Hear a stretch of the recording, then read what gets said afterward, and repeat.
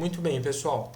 Agora nós vamos discutir algumas propriedades da tabela periódica, né? Existem dois tipos de propriedades básicas e centrais. Uma chamam propriedades aperiódicas e outras propriedades periódicas. As aperiódicas, como eu estou mostrando aí, elas crescem ou decrescem com o número atômico. E não tem uma repetição, né, delas em períodos determinados ou regulares, né? Então, por exemplo, que eu estou dando, a massa atômica de um elemento vai sempre aumentar com o aumento do número atômico, né? De acordo com o número atômico. Então você não vê uma periodicidade de comportamento. Já as propriedades periódicas vão ser aquelas que, à medida que o número atômico aumenta, elas vão assumir valores semelhantes para intervalos regulares. Isso é, elas vão se repetir periodicamente. A gente pode citar o exemplo de elétrons na camada de valência, que vai variar, por exemplo, entre 1 e 8 em cada período, né? Então, isso é uma propriedade periódica. Cada período a gente varia esse número de elétrons da camada de valência, né, entre 1 e 8. Então, isso certamente é uma propriedade periódica. A gente vai ver outras propriedades periódicas que é o nosso foco. A gente vai começar com o raio atômico, né? Então, o raio atômico tem a ver com o tamanho do átomo, né?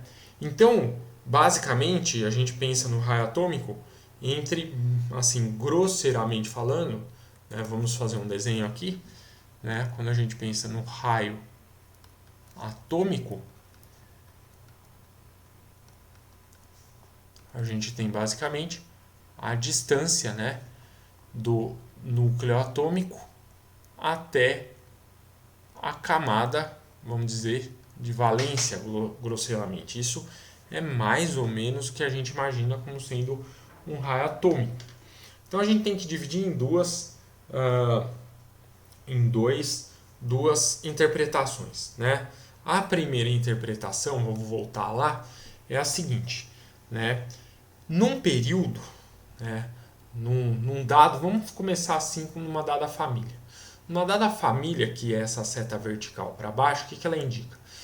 A gente está indo para átomos com mais camadas eletrônicas. Então, primeiro, uma dada família, tipo a 1A, o primeiro lá é o hidrogênio. Eu tenho uma camada eletrônica. Depois vem o de baixo, que vai ter duas camadas eletrônicas. Depois 3 camadas, 4 camadas eletrônicas, 5. Então, à medida que você vai descendo aqui numa família, né, você vai aumentando o raio. Então, essa seta para baixo indica um aumento do raio atômico, certo? E você vai lá, mas o número atômico também vai aumentando à medida que sim, ele vai aumentando, não era para atrair mais. Não, mas você tem que entender que, certo, à medida que eu aumento o número atômico, nós também estamos aumentando o número de elétrons e também estamos aumentando a repulsão entre esses elétrons.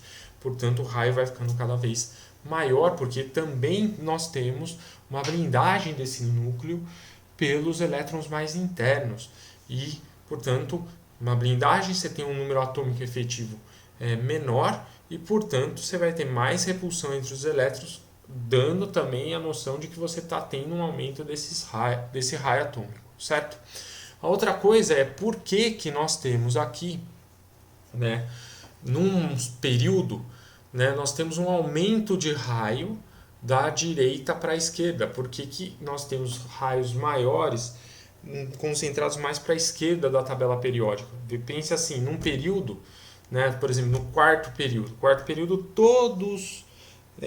todos os elementos químicos do quarto período têm 4 camadas eletrônicas, né?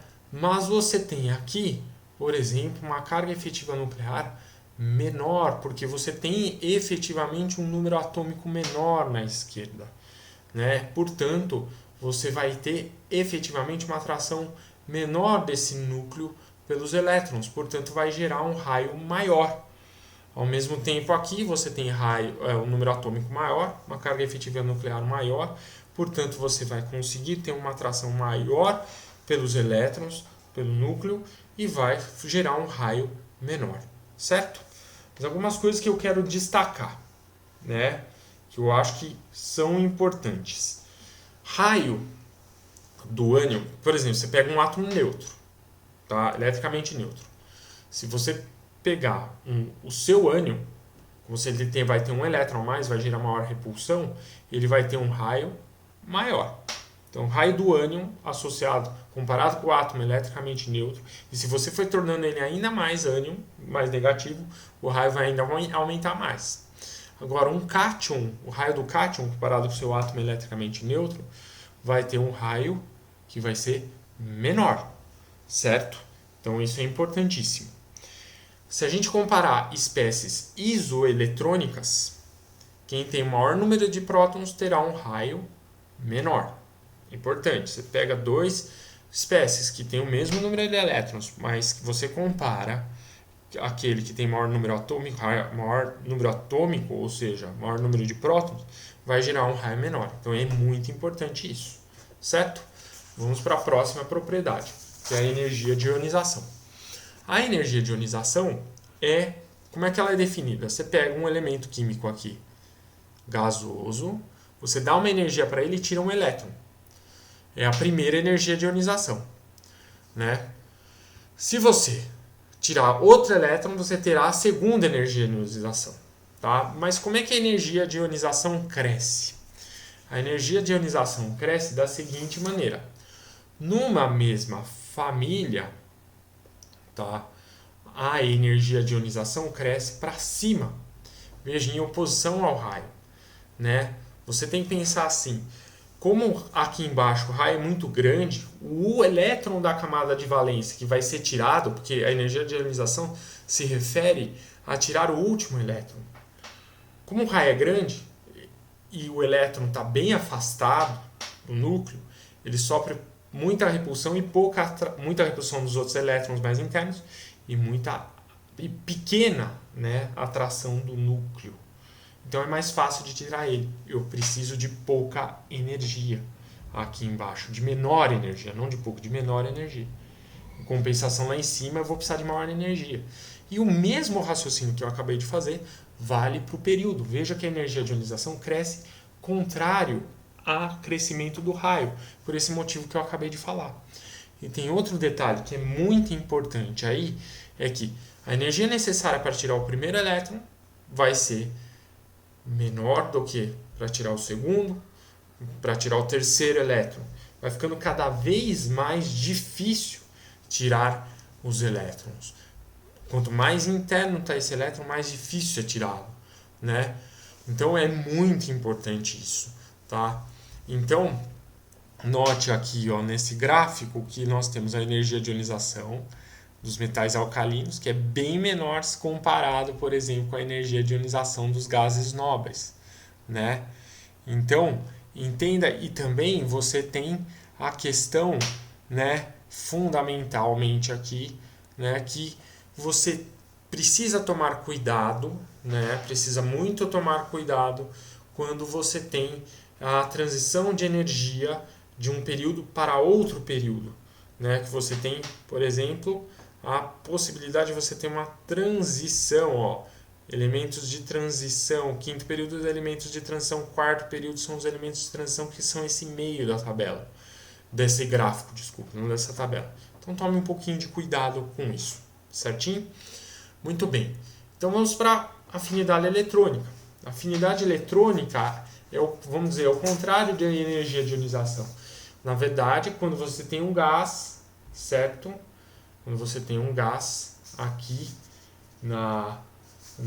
no sistema, né?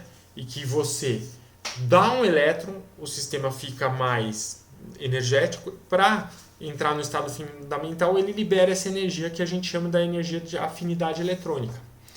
Aí é o seguinte, a afinidade eletrônica, basicamente, se você lembrar o seguinte, ela vai acompanhar exatamente a energia de ionização, o aumento da afinidade eletrônica. A gente não define afinidade eletrônica para gás nobre, tá? É importante isso, tá? Muito relevante isso que eu estou dizendo, tá?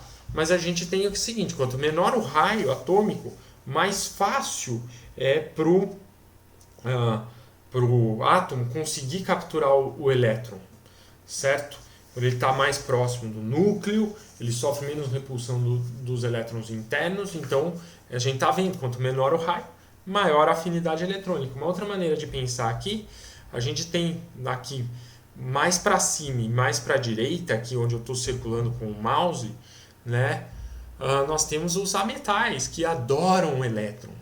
Então a afinidade eletrônica tem que ir na direção dos ametais, daqueles que têm mais propriedade ametálica.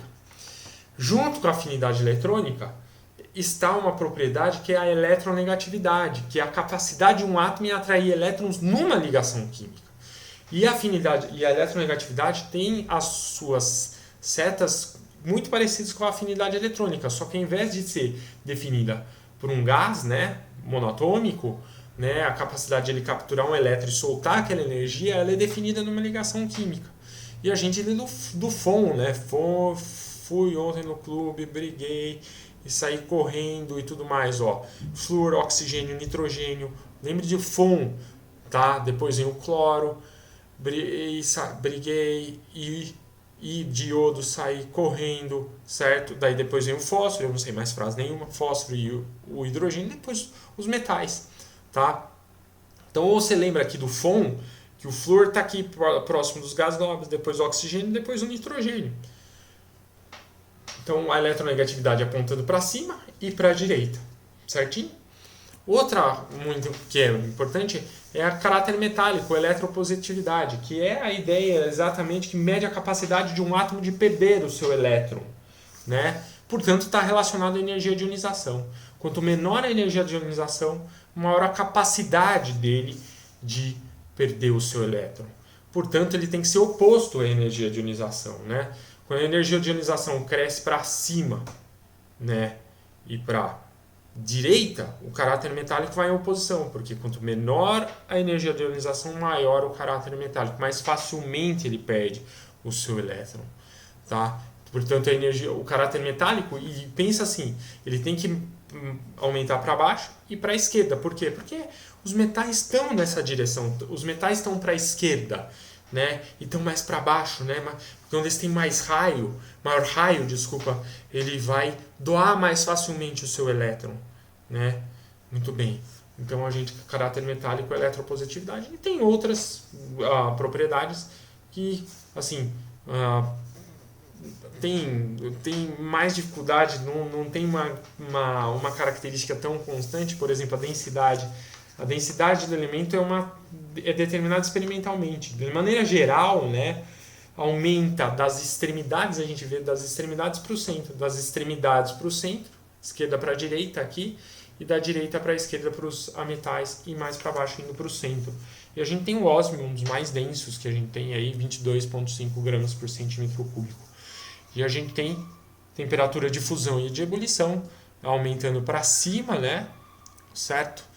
E aumentando para o meio, aí são também determinados experimentalmente, e ele aumenta das extremidades para o centro, também parecido com a densidade. Aí eu represento o tungstênio, né, e o tungstênio tem 3.410 graus Celsius de fusão. O carbono, por exemplo, tem uma temperatura de fusão também elevada a 3.550 graus Celsius, que nem a gente está mostrando, de fusão, e 4.287 graus Celsius a ebulição. Muito bem, essas são as propriedades periódicas, aperiódicas, que eu queria mostrar para vocês. Espero que vocês tenham entendido. Qualquer dúvida aí, por favor, me pergunte. Grande abraço e a gente se vê na próxima videoaula.